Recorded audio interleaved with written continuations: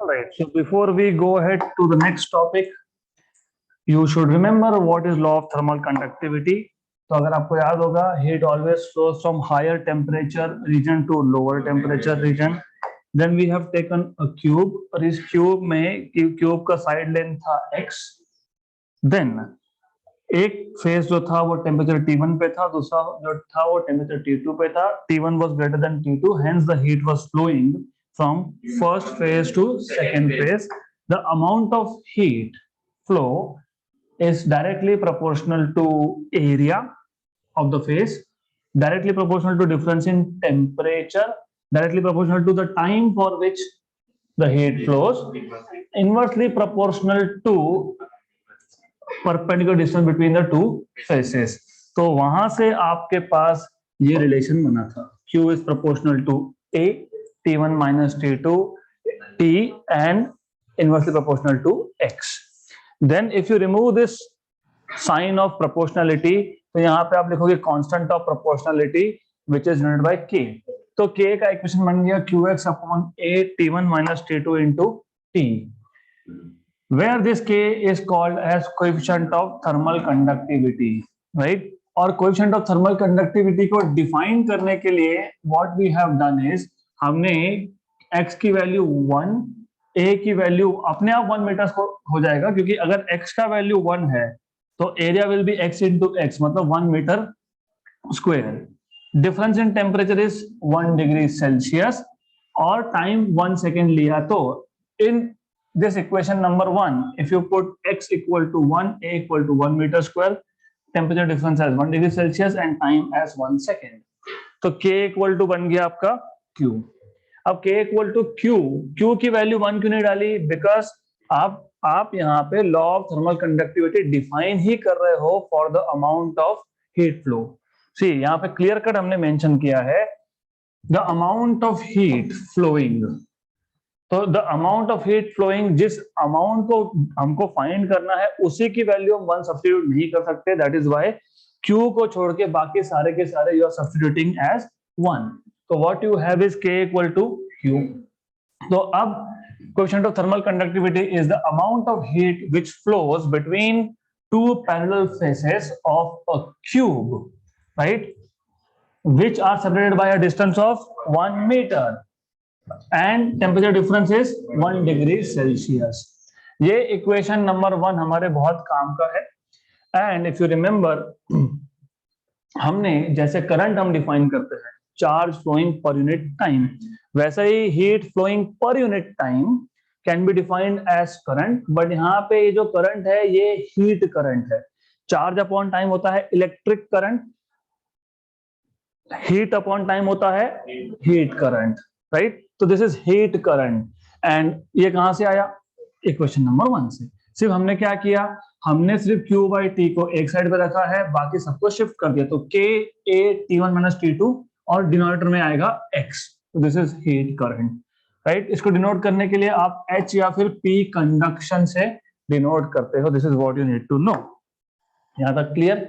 Then हमने इसी equation का डिफरेंशियल फॉर्म लिखा है, कैलकुलस फॉर्म लिखा है. सिर्फ Q बाई T को लिखोगे dQ बाई dt और T1 minus T2 by x को मैं लिखा था dt बाई dx, राइट? तो dQ by dt is minus KA dt by dx. ये माइनस साइन का मतलब था heat is flowing from higher temperature region to lower temperature region, मतलब the direction of heat flow is in the decreasing temperature, is toward decreasing temperature. Then you have this equation. अब अगर आपको K coefficient of thermal conductivity का alternate definition बनाना है तो A की value 1 डाल दो, dt by dx को भी 1 सब्स्टिट्यूट कर दो, तो you will get K equal to dQ by dt. Then you can define coefficient of thermal conductivity as the amount of heat flow per unit area, per unit temperature gradient. Clear यहाँ तक? Now we can go to the next topic. Next topic is thermal resistance. So to understand what is thermal resistance, we should first again use this definition of heat current. तो पहले हम लोग heat current का ये definition define कर देंगे पहले. अब हमको define करना है thermal resistance. फिर हम हीट करंट क्यों डिफाइन कर रहे हैं? बिकॉज अगर आपको इलेक्ट्रिक करंट याद होगा, याद है क्या इलेक्ट्रिक करंट? इलेक्ट्रिक रेजिस्टेंस याद है? ओहम्स लॉ याद है? V equal to IR. In reality, it is delta V. Difference in potential, not change, not change. Here delta मतलब what is the difference of potential between two points. अगर wire है आपके पास और A point और B point में potential का difference है तो ही करंट फ्लो होगा. Current always flows from higher potential to lower potential region. तो यहाँ पे delta V is difference in potential between point A and point B. When you say change of potential, मतलब आप उसका दो मतलब होता है. चेंज का मतलब ये होता है कि एक ही पॉइंट है, पहले पोटेंशियल कुछ और था और अभी कुछ और है. तो that is why here you can not say change in potential, you can say difference of potential. अब इफ यू रिमेंबर, इसको हम डिवाइड कर देंगे, राइट? तो delta V by I is R. तो इलेक्ट्रिकल रेजिस्टेंस डिफाइन करने के लिए आपने पहले इलेक्ट्रिक करंट डिफाइन किया. इलेक्ट्रिक करंट क्या था? Charge upon time. अब हमको क्या डिफाइन करना है? Thermal resistance. उसके लिए हमको थर्मल रेजिस्टेंस डिफाइन करने के लिए पहले चाहिए हीट करंट का डेफिनेशन. इसलिए हम पहले हीट करंट डिफाइन करेंगे और हम ऑलरेडी उसको डिफाइन कर चुके, सिर्फ लिखना बाकी था. तो we know that P conduction, which is Q by T, is K A T1 minus T2 by X, that is equal to H. Thus heat current can be defined as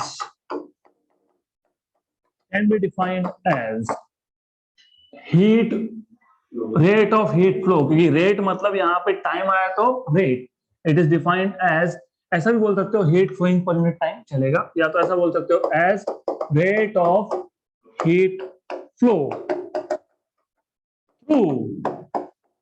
through हमने क्या लिया था? Cube को बोलेंगे slab. Through a slab मतलब cube, right? Through a slab या फिर cube, जो भी बोलो, ऑफ एरिया ए. नहीं, वन कहाँ? यहाँ वन नहीं. So thus heat current can be defined as a rate of heat flow through a slab of area A, right? Area A था, लेकिन heat flow हो रहा है because of temperature difference, right? So heat current can be defined as rate of heat flow through a slab of area A between the parallel faces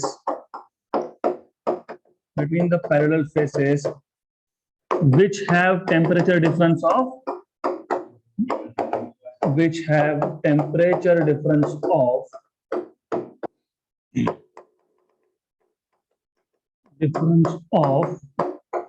T1 minus T2 through a distance x.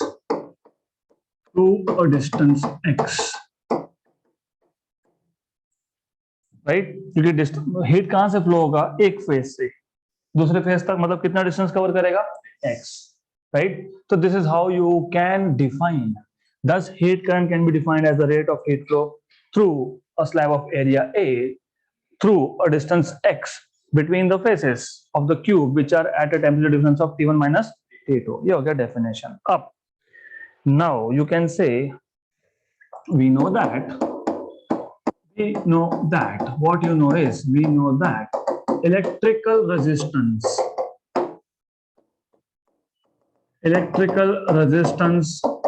can be defined as R equal to delta V by I, where delta V is difference in potential या potential difference बोल सकते हो. I is electric current.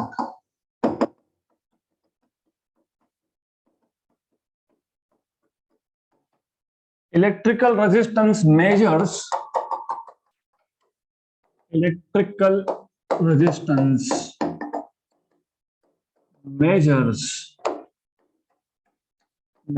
opposition opposition offered by a material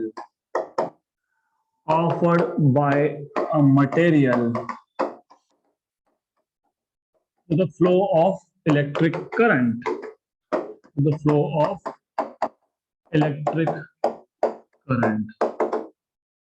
right.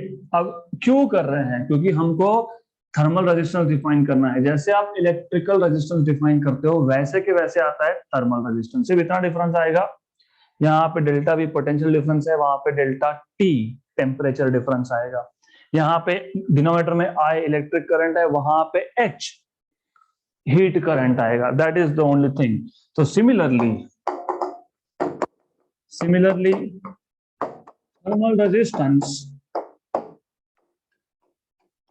thermal resistance is the opposition किसको? Heat को। is the opposition offered by a material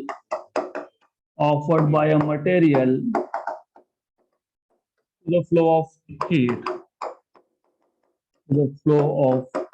heat and is given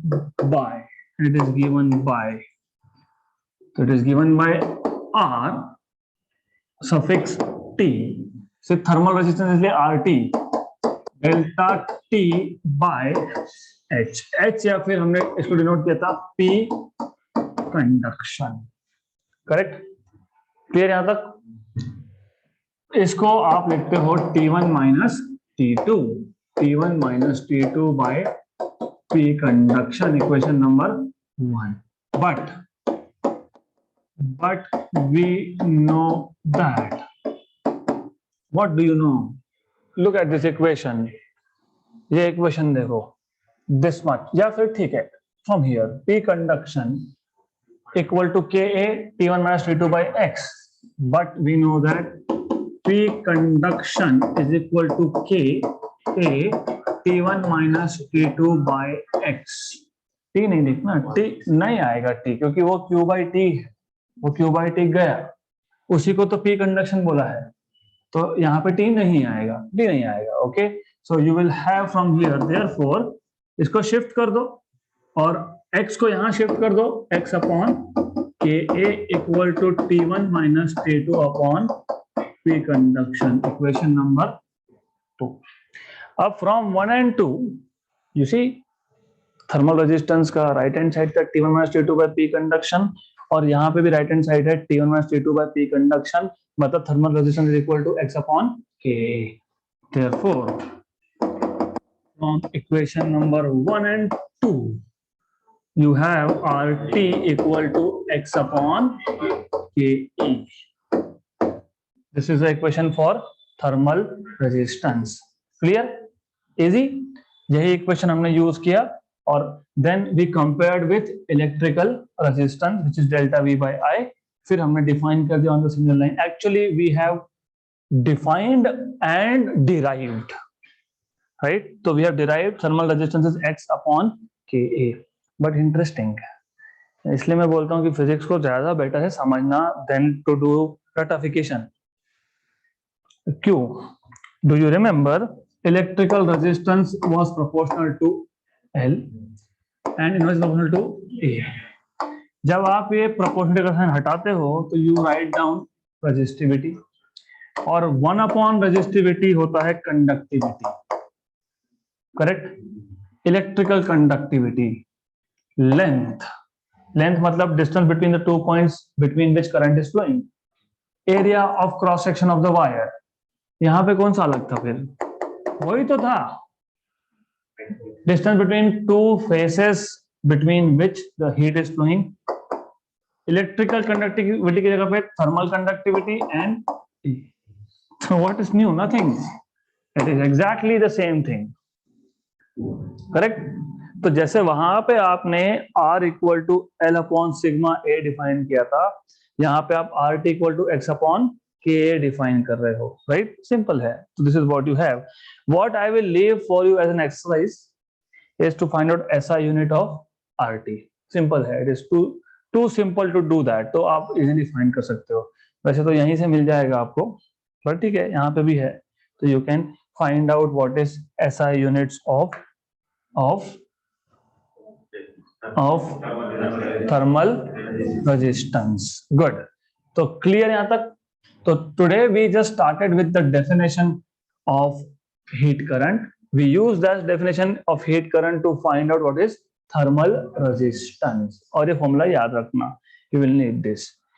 Then next topic is अब so far there are three modes of transfer of heat: conduction, convection, radiation.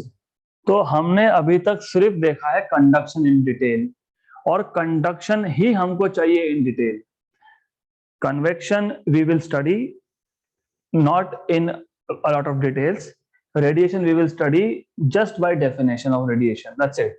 But अब यह जो हम इतना detail हमने देखा, so we started by from here conduction, then हमने एक एक टेम्परेचर ग्रेडियंट डिफाइन किया, थर्मल कंडक्टिविटी डिफाइन किया, law of thermal conductivity define किया, देन हीट करंट डिफाइन किया, एक्सेट्रा एक्सेट्रा. तो अब इसका एप्लीकेशन हमको पता होना चाहिए. So we did all this because we need to know, your future engineers, you need to know applications of what you are learning. तो applications of thermal conductivity, actually they want to say applications of conduction, but ठीक है, thermal conductivity मतलब conduction basically. तो as you know, घर पे आप जो कुछ भी खाना बनाते होंगे, चाय बनाते होंगे, वॉट एवर इट इज, वो जो बर्तन होता है, यूटेंसिल, उसका जो हैंडल है, it is normally made up of plastic, है ना? Bakelite, exactly, that is not plastic. It is something like plastic because it has plastic properties. हम जब प्लास्टिक बोलते हैं ना, तो वो प्लास्टिक मतलब हम हमेशा वो जो प्लास्टिक का बैग होता है ना, दिस मटेरियल, तो हम नॉर्मली प्लास्टिक हुआ तो ये समझ में आता है, राइट? प्लास्टिक मतलब which has plastic properties which is not elastic in nature. तो वेल, अगर आपको याद होगा तो थर्मल कंडक्टिविटी जब हमने डिफाइन किया था, तब मैंने बताया था आपको थर्मल कंडक्टिविटी की हाई वैल्यू, मतलब कोएफिशिएंट ऑफ थर्मल कंडक्टिविटी की high value means the material is a good conductor of heat, और low value means it is bad conductor of heat. Imagine आपके पास जो वो कुकर था, प्रेशर कुकर, उसका जो यूटेंसिल है, जो चेंबर है, उसका मटेरियल और हैंडल का मटेरियल सेम बना दिया तो क्या होगा? हीट ट्रांसफर होगा. तो you will not be able to hold. अभी भी होता है, टूट जाता है, तो फिर हम क्या करते हैं? हम तो जुगाड़ करते हैं ना, इंडियंस और जुगाड़ूस. So we take this kind of, correct? So this is what we do. But normally ये भी क्यों use किया? Because this is also a bad conductor of heat to some extent, of course. Then हमें पता होना चाहिए कौन सा मटेरियल गुड कंडक्टर. नहीं तो उल्टा कर दिया, वो बैकेलाइट लगा दिया, जहां पे मेटल होना चाहिए था वहां पे लगा दिया बैड कंडक्टर, तो वो भी नहीं चलेगा. नहीं तो फिर 2-3 घंटे तक आप रख दो, कुछ नहीं होगा. So you should know. So that is why it is important. Cooking utensils are made up of metals. Of course, you know, while handles are made up of bad conductor. Because value of thermal conductivity helps you to take a decision कि कौन सा metal कहाँ use करना है. Okay. Then number 2, application number 2, interesting.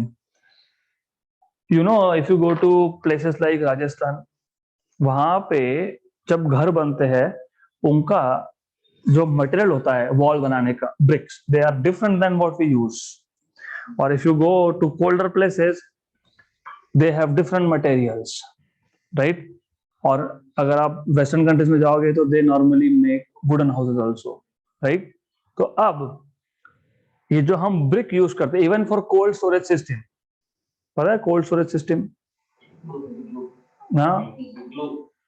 Cold storage system, cold storage. अभी have you ever thought, हम इतने सारे आइसक्रीम खाते हो ना, और ब्रांडेड आइसक्रीम खाते हो, और वो ब्रांडेड आइसक्रीम यहाँ तो बनता नहीं है, मतलब कहीं से ट्रांसपोर्ट हुआ होगा.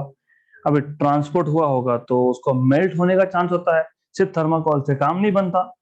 तो वो जिस व्हीकल में ट्रांसपोर्ट होता है ना, राइट, उसको एक पर्टिकुलर मटेरियल यूज करके इंसुलेट किया जाता है. so that heat does not go out and heat does not come in. Heat will not go out of course क्योंकि अंदर cold storage है, right? तो वो जो bricks use होते हैं for the construction of houses, right? या फिर for cold storage systems. और अगर आपको पता होगा if you belong to a farming family तो आपको पता होगा कि कुछ वेजिटेबल्स को कोल्ड स्टोरेज भी लगता है, तो कोल्ड स्टोरेज बनाने के लिए you use a particular type of brick. तो that brick we use because वो बैड कंडक्टर है किसका, हीट का, right. And even in places like Rajasthan you have bricks which does not allow outside heat to come inside.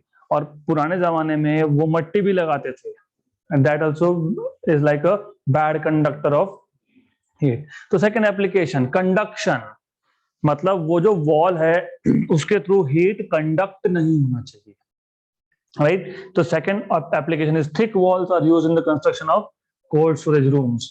Brick is a bad conductor of heat so that it reduces the flow of heat from surrounding to the room, right.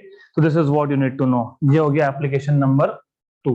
तो application 1 is cooking utensils के जो handles होते हैं वो bad conductor है, और जो cooking utensil का खुद का मटेरियल है वो मेटल है, गुड कंडक्टर है.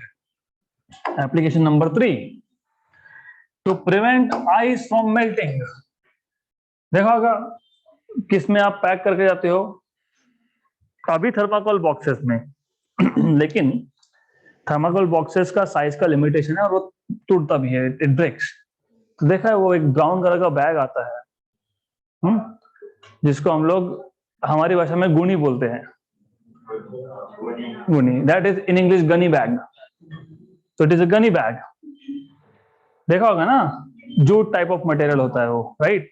तो that is also bad conductor of heat, इसलिए तो हम आइस को उसमें रैप करके आए, so that the heat does not enter, does not go out, नहीं डज नॉट एंटर, क्योंकि आइस है, ice is at lower temperature, surrounding is at higher temperature. तो this is what you need to know. तो it does not allow conduction, I mean of course it allows but to some extent. So this is why you use this kind of gunny bags. Clear? Then moving ahead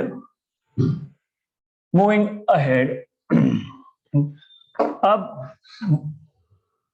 next type of heat transfer is convection.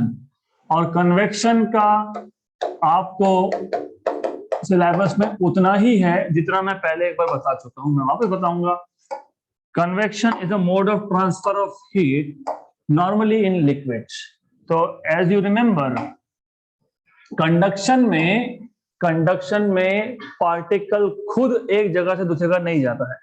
There is no bodily movement, no actual movement of the particle. तो conduction में क्या होता है, if you remember, in case of conduction here, if you are hitting one end of the rod, the atom of this end receives heat and it starts vibrating faster and with more amplitude. So while vibrating with more amplitude, it collides with neighboring atom, transfers energy to the neighboring atom. Then this starts vibrating faster with more amplitude. It collides with the neighboring atom. Then it starts vibrating faster and so on and so forth. So यहाँ पे it is just like game of passing the pillow. Energy is being transferred from one atom to another atom, but खुद लेके नहीं गया. But in convection what happens is, for example, आप अभी घर में बहुत सारे लिक्विड्स को गर्म करते रहते हैं हम लोग, कभी पानी, कभी मिल्क, कभी something else.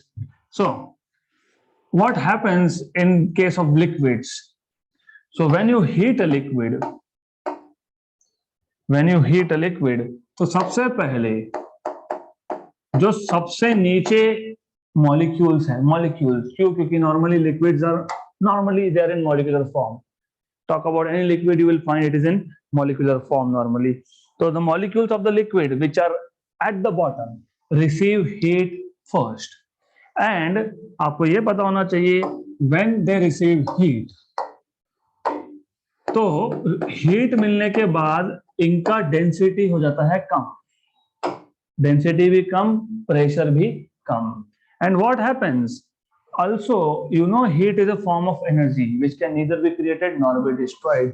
So the question here is कि ये energy लेके molecule ये हीट गया कहाँ पे, दैट इज अ क्वेश्चन। ये हीट कहाँ गया, मॉलिक्यूल्स के पास, that appears in the form of kinetic energy of the molecule. तो दो चीजें हो रही है, एक heat is getting converted into kinetic energy of the molecule, दूसरा प्रेशर और डेंसिटी भी कम हो रहा है। एंड मतलब ये जो नीचे के मॉलिक्यूल्स है दे आर बिकमिंग लाइट, क्योंकि प्रेशर कम हो रहा है, डेंसिटी कम हो रहा है, तो दे स्टार्ट गोइंग अप। तो दे स्टार्ट गोइंग अप, मतलब हीट लिया and then they are going up, right. Then what happens is, ये तो ऊपर जाएंगे अब, और ऊपर के जो मॉलिक्यूल्स है which are colder, they are dense, उनका डेंसिटी ज्यादा है, उनका प्रेशर भी ज्यादा है, तो दे स्टार्ट कमिंग डाउन, तो दे स्टार्ट कमिंग डाउनवर्ड्स, और वापस वो नीचे आके they will receive heat and then they start going up. तो यहाँ पे मॉलिक्यूल खुद एनर्जी लेके जा रहा है। So in case of convection there is actual motion of molecules या particles of the medium from one place to another place, from higher temperature region to low temperature region. Clear? So this is all you need to know about convection. Now applications of convections are very interesting. Heating and cooling of rooms. अब यहाँ तो हमको जरूरत नहीं पड़ती है, पर अभी लगता है इस साल की ठंडी देख के कि हमको रूम हीटर्स की जरूरत पड़ सकती है। तो if you know room heaters, there are, हम living here in this city, normally हम अभी तक बात करते थे कि गर्मी में एसी चाहिए, एयर कंडीशनर्स, बट अभी रिसेंटली ऐसा लगता है कि रूम हीटर्स भी चाहिए। तो यू नो रूम हीटर्स अगर आपने देखा होगा तो वो रूम हीटर्स नॉर्मली नीचे होते हैं, नीचे मतलब you know at the bottom. AC कैसे ऊपर लगाते हो, हाँ, तो रूम हीटर्स को है ना you put it at the bottom for very obvious reason, क्योंकि ये जो हीटिंग करता है it is because of convection. मतलब क्या होगा, सबसे पहले ये हीटर है, हीटर का काम है हीट प्रोवाइड करना।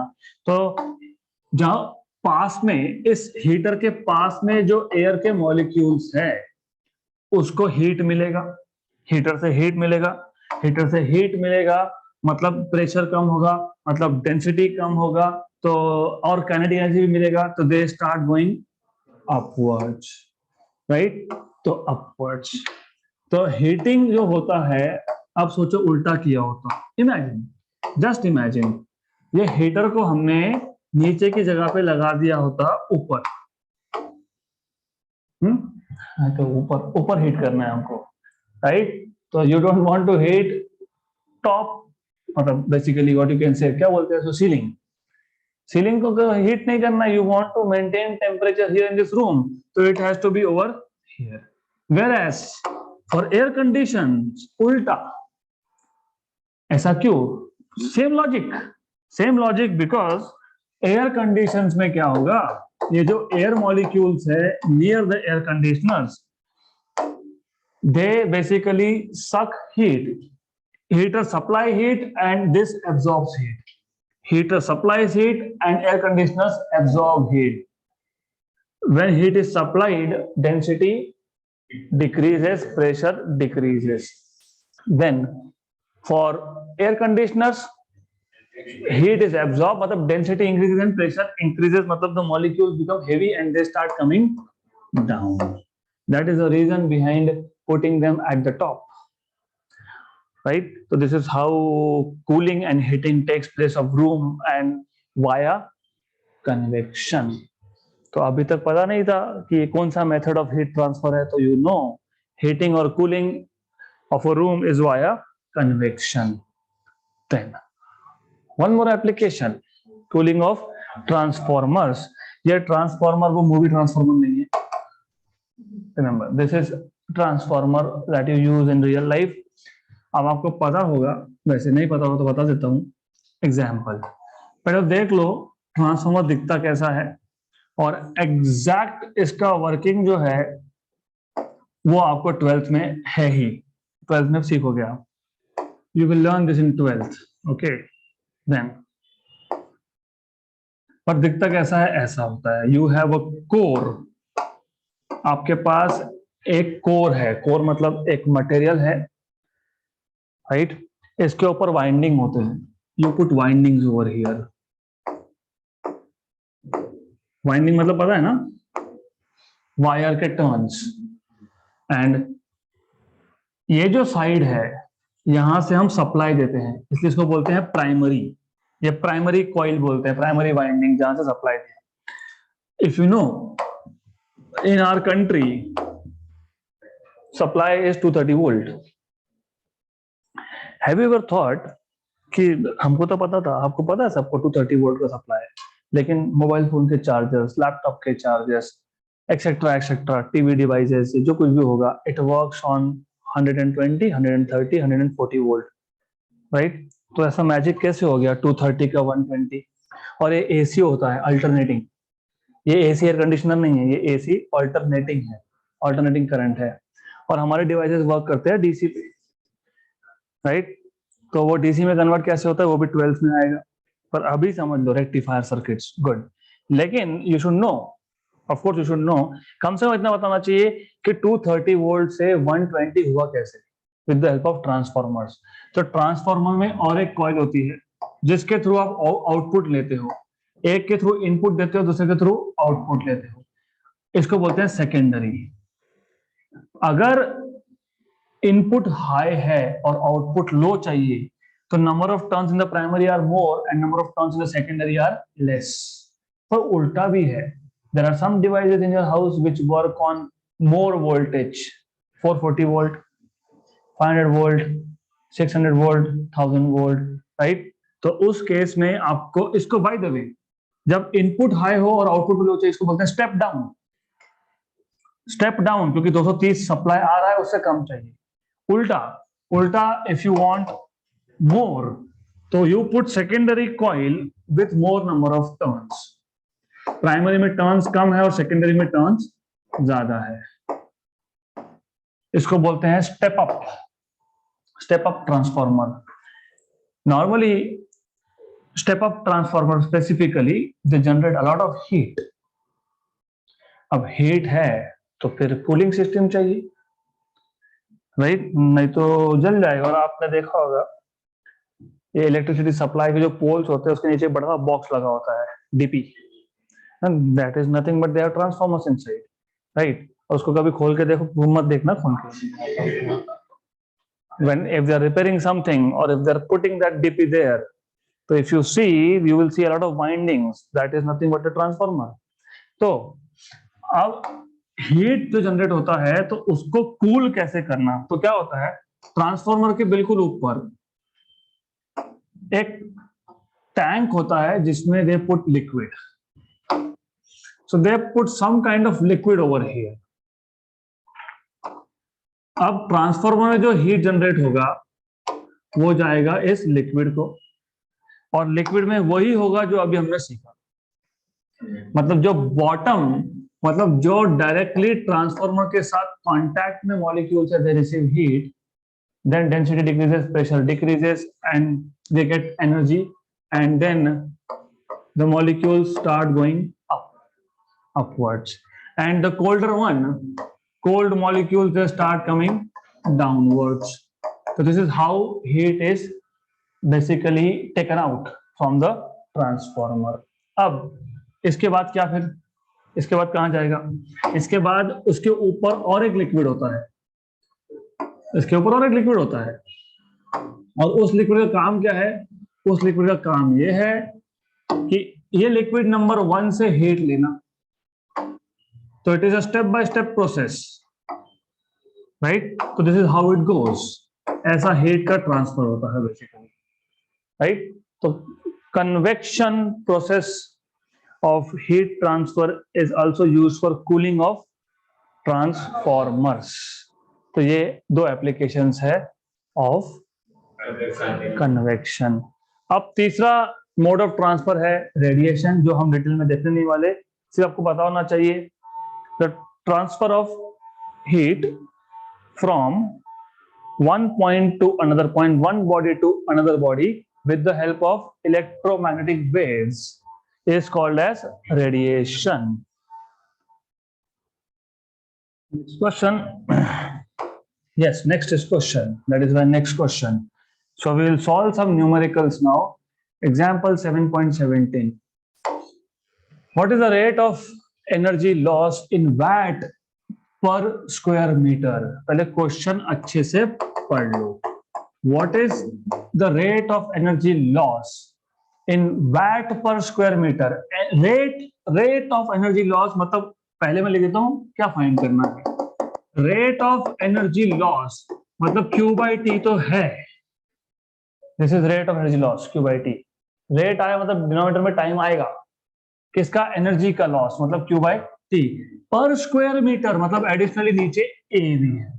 तो ये फाइंड करना है आपको. Right. Through a glass window 5 mm thick if outside temperature is -20 and inside temperature is 25. Given K glass is 1 watt per meter Kelvin. अब going back here, this one. यही case है. It's the same thing. सिर्फ यहाँ पे instead of cube, इस question में instead of cube की जगह पे है विंडो.